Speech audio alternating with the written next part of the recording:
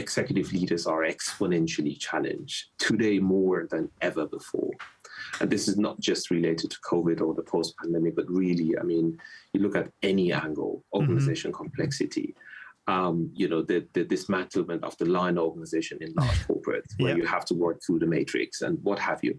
So that's one of the key takeaways to bear in mind that executive leaders are exponentially challenged, and it gets super lonely at the top, right? So the organization better support that leader in the best way they can, because if they don't, the downside of that is a 10 to 30 times cost price of the exec. And by the way, just think of the ripple effects, right?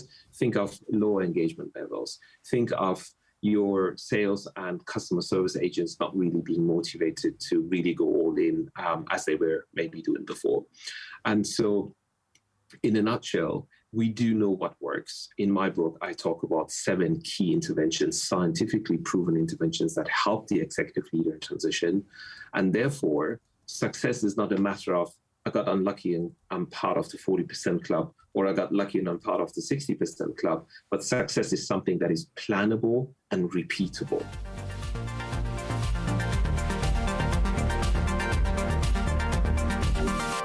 Hi everyone, welcome back to the HR Leaders Podcast. On today's episode, I'm joined by Navid Nazemian, who's an executive coach and author with over 26 years experience working with leading global brands such as Adidas, GE, Vodafone, Roche, and many, many more. He was also voted 2022's most influential HR leader. During the episode, we discussed Navid's internationally best-selling book, Mastering Executive Transitions, where he shares the top strategies and tips on how to accelerate and successfully transition new executive roles, and also what can get in the way.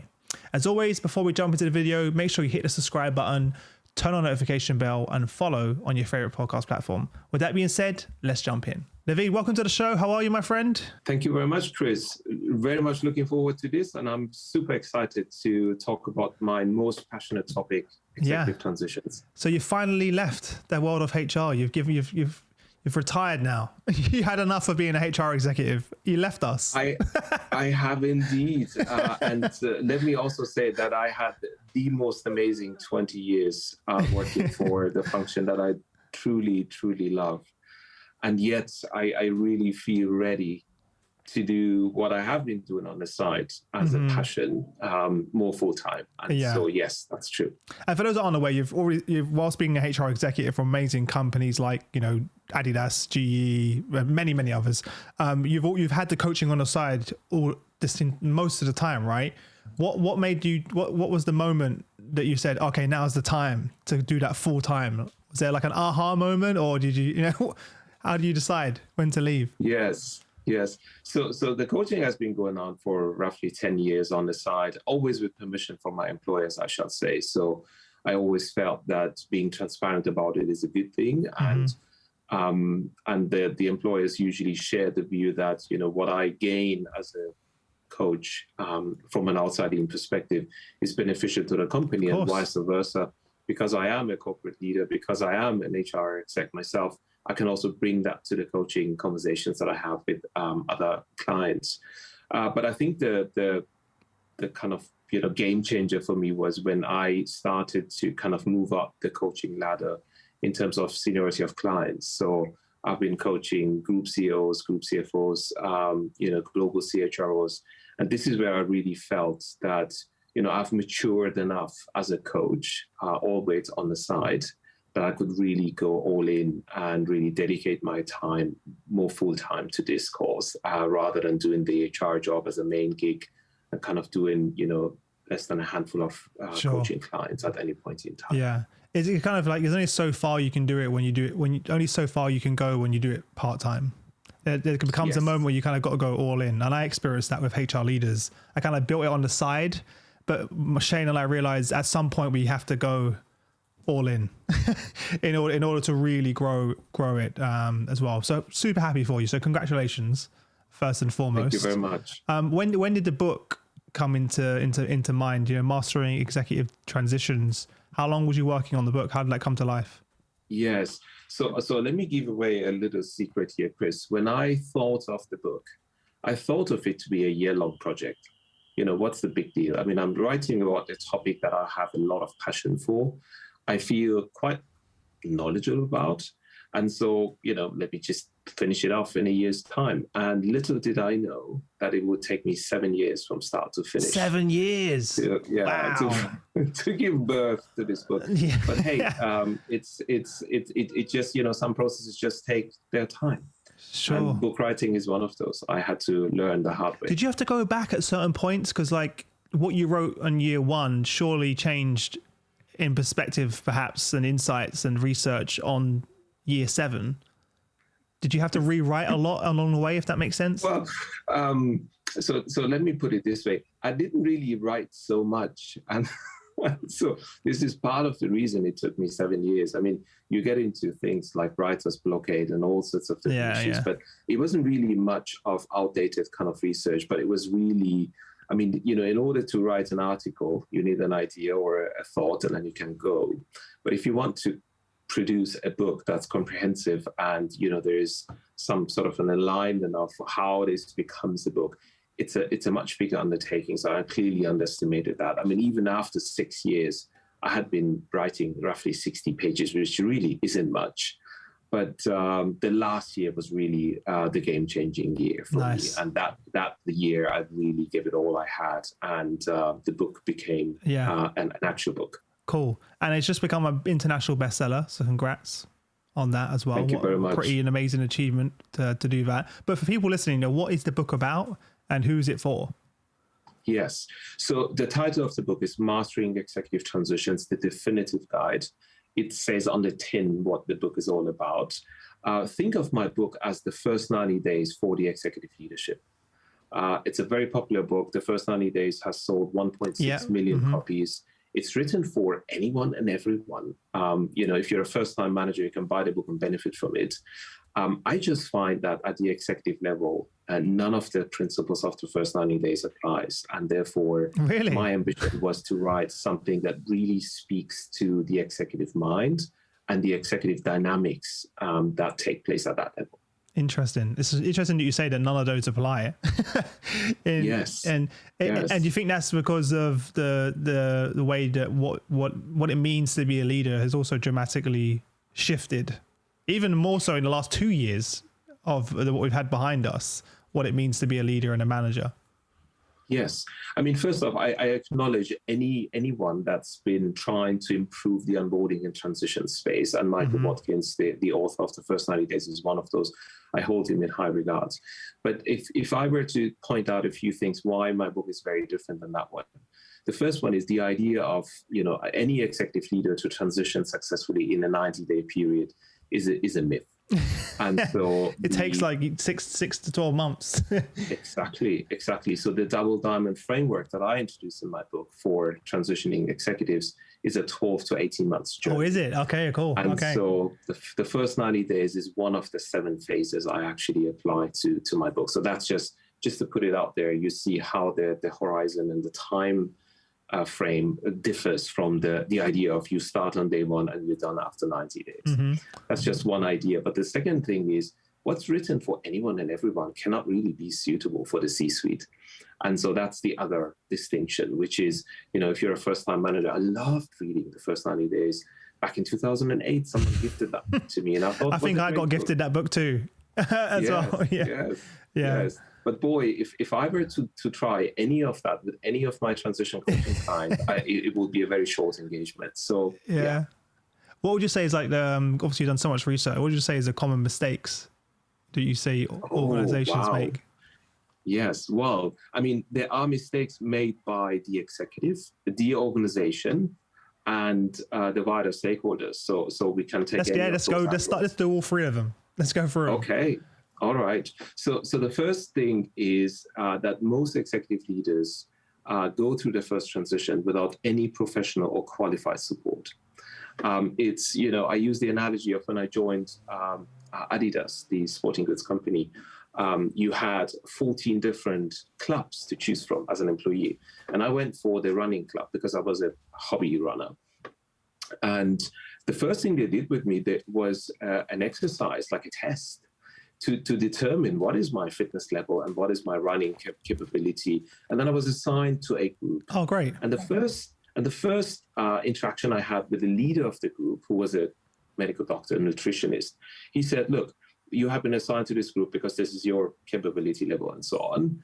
Just so you know, if you were up to run the marathon in a year's time, we will get you to that level of competence. You just need to tick this box to say, yes, I would love to run the marathon a year from now. Now, that simple idea of, I could have probably Googled or, done some research, and maybe I have gotten to my own running the marathon just by myself.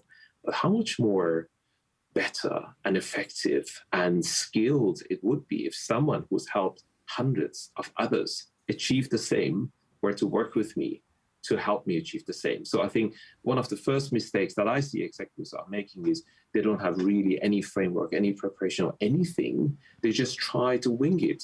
And which is what I'm doing.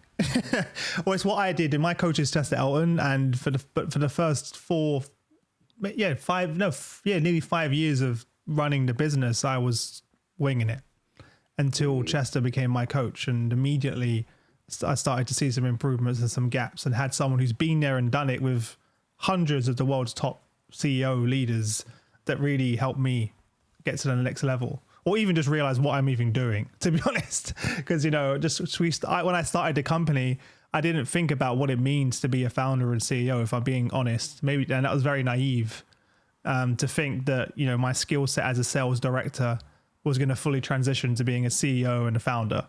It's very different. As well. Yes. So that's one of the reasons. And then I dedicate an entire chapter to the top 10 reasons for failure. But because of the time that we have together, if I were to group those top 10 reasons into 3 grouped reasons, there are politics, people, and culture. Meaning, it's not that you go ahead and hire the next CHRO and he or she isn't really good in delivering the strategy through the people agenda. It's exceptionally rare that you go and hire a chief finance officer and he or she isn't really good in managing the balance sheet. Yeah. So the technical stuff doesn't get in the way, but it's more the soft skills and the soft stuff.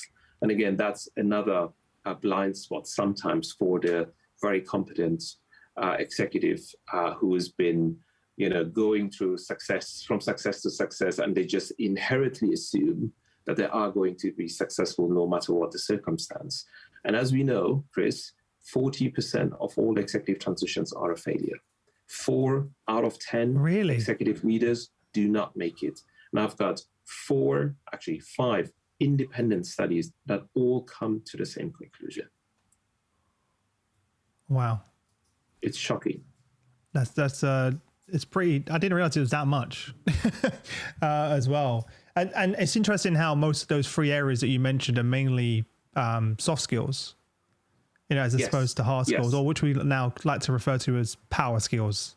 Josh Burson coined that recently, because you can learn all of the technical elements, but managing the people and the culture, that's the part that's really the skill, right? That a lot of leaders need to master.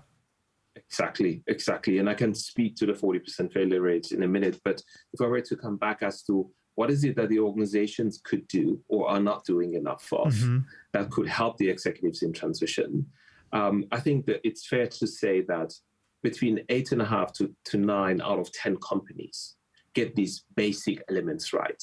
So when you think of admin arrangements, when I was hired by Vodafone on day one, when I showed up, I had a working laptop. I had access to all the systems I needed. I had a badge. Everyone was expecting me to show up. Everyone was waiting for me to come and arrive. And so everything that was, basic arrangements was in place.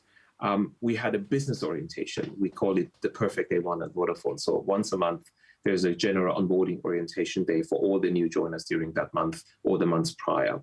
And so you get inducted into what is Vodafone, what does it stand for, and who are we, and so on.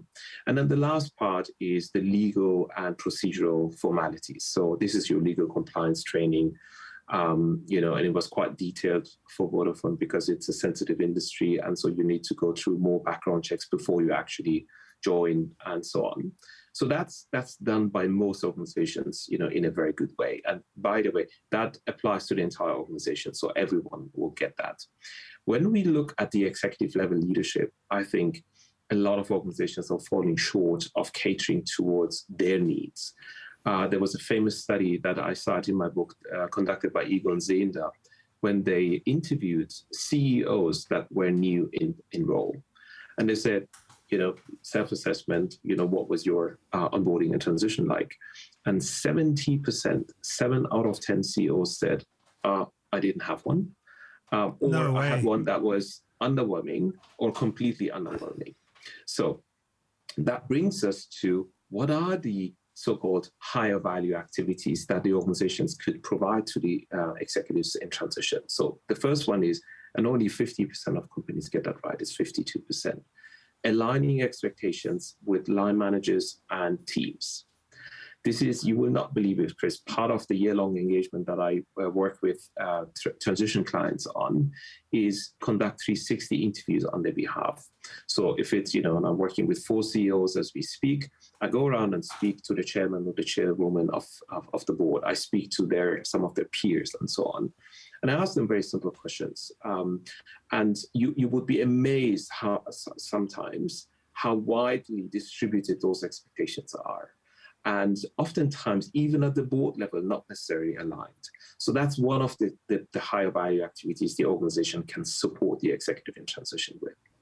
The second one is organizing meaningful meetings with key stakeholders. Now, by that, I don't mean the PA just books some random appointments and trips into the diary, and the executive goes around and has nice coffee chit chats with a bunch of people.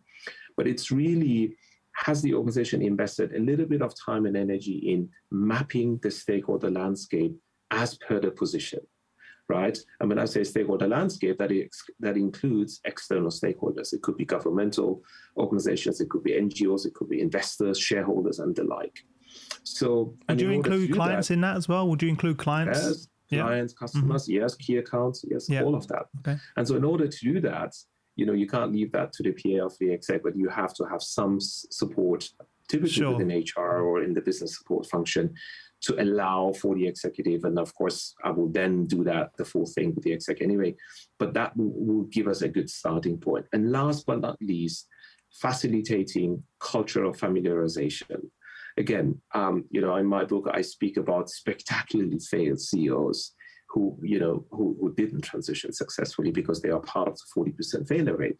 And, if I say company names like SAP, Uber, Airbus, Boeing, and HP, these are champions in their own rights. I mean, these are truly global, fantastic organizations. And yet they all have had failed CEO transitions at the very top of the company. And so what's the criteria, by the way, really, that you use for failure? Is it like a certain period that they're there? I think that's important for our audience to understand. What does failure look like? Yes. They leave after a few weeks, 6 years, 6 months? Like, what is the definition of that? So the main research that I use for the 40% failure rate is publicized by Heidrick & Struggles, one of the largest search firms in the world. They have made 20,000 executive placements over a 10-year time period. And when you go back and look at the time frame of 18 months post-appointment, 40% of those leaders have been pushed out, failed, or quit. 18 months, wow. 18 months in. And that's kind of the drawing line. Sure, You should assume at that level someone is there in role for 2, 3, or more years to really see through what the strategy is and how that's being executed in the end. So that brings us back to the point of cultural familiarization. Even though the mandate may be for the new CEO to change the company culture, to disrupt, the current ways of thinking, to bring in fresh perspective, these are all good things to have. But boy, I cite the example of the gentleman called Leo Apotheker, who was brought in with a big hoopla to HP and who tanked, after about a year or so. You need to earn the right to come up with, what you want to see change in the culture. You do that too quickly, and people will not, listen to you because they will think that you're disrespecting the legacy, the history, the successes that the company has had. Mm-hmm. And by the way, if you were to wait too long, Chris, you will face the other end of the You're not doing anything. You have been fine with whatever we've been doing for 2 years. Yeah. Why do we need to suddenly change now, right? And so again, these are just some examples of how organizations can support leaders in transition. And maybe one last item I want to share, and this is a study from Russell Reynolds. They have found that 90% of the cost that goes into hiring someone at the executive leadership is spent on the selection, hiring, and assessment process. And less than 10% is spent on that same exec once they have been hired. It's crazy. So I call this phenomenon the imbalance of investment. Yeah. You throw all the money you have at the best exec, and then you kind of hope that they're going to good luck out. Rather than supporting them with professional qualified support. And it can be both process-based, as we just learned, what are the higher value activities, and the most obvious one, get them an executive transition coach and make the best case for reducing the derailment risk and increasing the time to productivity at the same time. Well, if any company tried to argue that they can't invest the money in getting a coach, you just have to simply tell them the cost of replacing. That's what is the cost of it not working and that person leaving. We're going to spend X many more. I can only imagine how much it is to hire a recruiter. I can give that number away. Chris, I was so proud in my first job as an assistant HR manager with Adidas that I discovered this study that proved the point that any case of attrition kind of at the staff man level is 1.5 to 2 times the cost. Oh, is that what it is? Okay. Right. There you go. And I was super proud, and I made the business case and I made a project out of it, and then we reduced attrition. 1.5 times. Wow. Well, at the executive level, you won't be surprised to hear that the cost is somewhere between 10 to 30 times the executive salary. Oh. I'd love to know if is there data around the average cost, like the actual number? Has anyone done anything around that? Like, 10 to 30 times the average salary of the executive. 10 to 30. Oh, of course. So you can just work that out. Yes. Of course. So wow. What is the average salary roughly? Do you know? Well, yeah. I mean, I have in my book, I have publicized the table that's available from Deloitte. Okay. That looks at the CEO salaries in the UK for FTSE companies because they have information rights. So FTSEs have to publicize how much they pay their top execs. And that's just the base salary, by the way. It's not including shares, bonuses. It's £850,000 per year. Wow. So 10 to 30 times that amount is roughly 8 to 25 million pounds. Crazy. Yes. and how much would you say is the average cost of having a coach for maybe? Oh, a fraction of that. Yeah, exactly. That's what I mean. Of hiring that exec, because the cost of hiring is 30% of the total target cash. And if you assume that a CEO at that level, let's say, makes, £5 million a year to all in, the TTC will be 1.5 million. And so 30% of that will be, a good portion of £500,000. So it's a fraction of that. It's a pretty easy case. It's a pretty convincing case of why companies need to invest. Absolutely. Why, with all the data and all of the insights you just showed, why is companies still not doing this? It kind of seems crazy, if I'm being honest. Yes. To put it bluntly. I mean, some companies are doing it, bear in mind. I mean, even when we spoke about the so-called higher value activities, between 2 and 5 out of 10 companies get that right. So there are great examples out there how companies are supporting. But I think in many ways, there are various reasons for why this is not really an established practice. So the first one being, who's in charge of the transition process at the executive level? That's true. That the CHRO? Is that the CEO? Is that the CFO? Is it a joint, effort? Is this something that should be owned by the chairman of the nominating committee or chairwoman? It's really, there's confusion around who's in charge of the process. Then we get into the kind of fast-paced environment that we are in, and changing landscape, changing stakeholders, changing everything. It just needs a little bit of a dedicated resource. And I found that, as an example, tech companies are pretty good at this, right? So if you think of the Ciscos, the Googles, the IBMs, they are pretty good at making sure that they have something that is considered a standard process, even at the most, senior leadership team level. And for that, they have, they are large enough, they can afford to have, a bunch of people just doing that. Dedicated. Yeah. So there are many, many reasons, but I think the bottom line is, and this is why the book is probably doing so well, is there isn't enough done. And people don't necessarily have the creativity to think about how they could support their executives in transition. So it's a business case for it. And the business case is very compelling, also from a commercial perspective. Earlier, you mentioned, if I remember correctly, the double diamond framework. And have you already covered a lot of that, or can you kind of break that down for the audience? Yeah, I think that the Double Diamond Framework is 2 full chapters of my book. I was actually cheating. Oh, okay. One of the chapters could be 2 chapters. Really? Oh, all right, okay. The publisher said we're not going to break that up again. So, but just to give the idea again. Sure. And we had a bit of a chit chat about it. The Double Diamond Framework is 12 to 18 months in duration, and it consists of 7 unique phases that can also overlap. That's why I'm also using the analogy of a diamond, because during different parts of the journey, the executive will need to converge or diverge. Oh, interesting. The diamond. Okay, cool. Right. Love it. So they need to kind of be all consuming in information. This is the first phase, discover, it's called. Or, as soon as they get into operate and mobilize, they need to narrow down the focus and really make sure that the execution of the strategy is happening. And then what is unique about the framework is I've got 3 distinctive elements built into it. The first one is optimizing the energy levels of the leader, which is what I what do you mean, mentally and physically?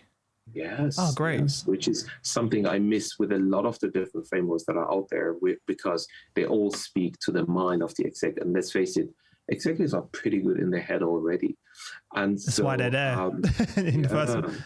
Yeah. Executive transitions can be highly stressful periods of time for any executive, even the most competent and incredibly established one. And so, the framework gives, and I'm not creating my own thing in this space, I'm using the work of Tony Schwartz that has been publicized in Harvard Business Review and other. So what are some of the tips you share?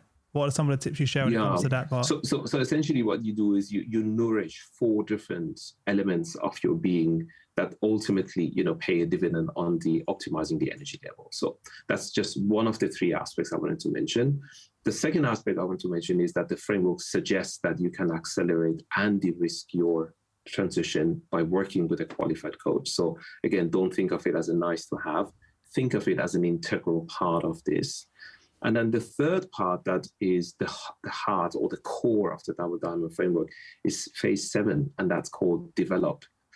And this is the most obvious one to be dropped by most execs, which is now you have gone through your, let's say, 12 months journey. You have transitioned well into your position.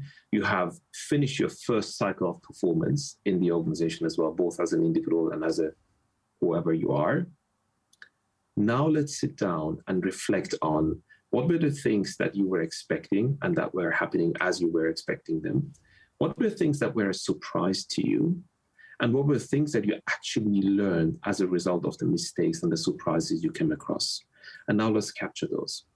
And so what the framework is doing, with the support of a coach in an ideal way, is to make sure that the learning memory and the competency level of the executive after the transition is higher than when they went into it. And it's captured and documented in that way as well. So that when the next big transition is coming up, the next promotion is coming up, you have embodied the learnings and you have really given it time and reflection to be able to draw upon and go into your next kind of challenge. Because a lot of time we lose that knowledge transfer, right? Yes. As well. Yes. I don't have that in place. I know we could spend another hour on this, but I'm trying to figure out for our audience purposes, if there's one thing that you really want our audience to take away from this, what would that be? I mean, in a way, what I would, if I were to summarize everything that's in the book, executive leaders are exponentially challenged today more than ever before.